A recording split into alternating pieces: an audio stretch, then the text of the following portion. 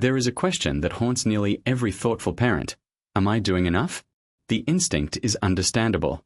You want to protect your child from suffering, from failure, from the hollow feeling of not knowing why they are here.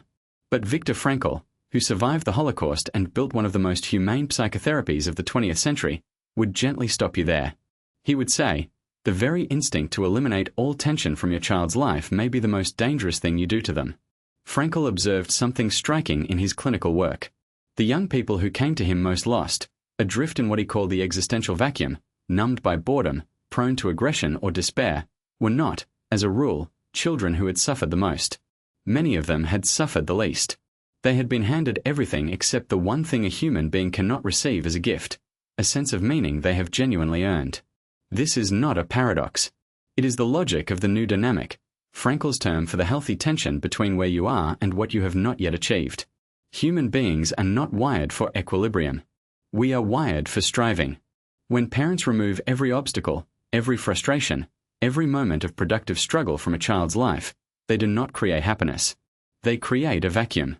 And into that vacuum, sooner or later, pours anxiety, nihilism, or a restless hunger the child cannot name. Think of a child who has been told, implicitly or explicitly, that their only job is to feel good. Every difficult emotion is immediately soothed.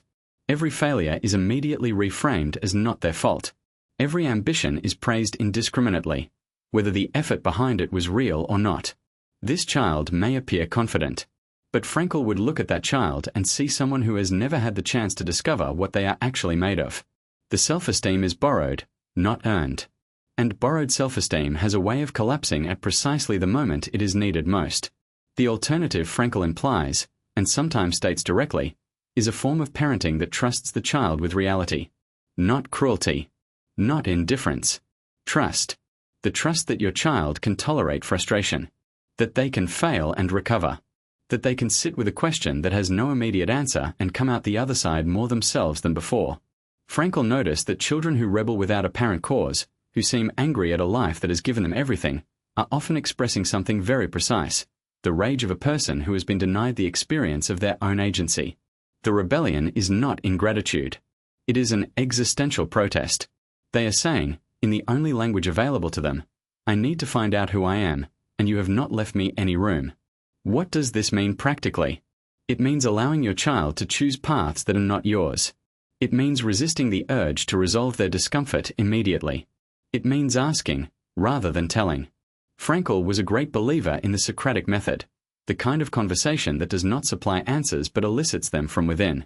A parent who asks, what do you think would matter to you in 10 years? Is doing something more valuable than a parent who presents the correct answer. It also means modeling. Children learn what meaning looks like not from lectures but from watching an adult live as if things matter. When you pursue your own work with genuine engagement, when you speak about your values with conviction, when you show that difficulty is something you move toward rather than away from, you are teaching your child something no classroom can replicate. You are showing them that the examined life is possible.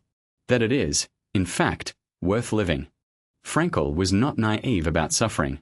He did not believe parents should manufacture hardship, but he understood that suffering, real, unavoidable suffering, is not the enemy of a meaningful life. It is, sometimes, its occasion. The child who loses a competition and chooses to try again has learned something about themselves that the child who always wins has not. The teenager who faces a moral dilemma and is asked to work through it, rather than rescued from it, develops a conscience that is authentically their own. In the end, Frankl's message to parents might be distilled into this. Your task is not to give your child a meaningful life. Your task is to keep the question alive. To make sure that, even when life is comfortable, even when everything is provided, the deeper question, what is all this for, remains a living question and not a forbidden one. That question, kept alive, is the beginning of everything. Subscribe to The Psychology of Viktor Frankl to explore more of his timeless ideas.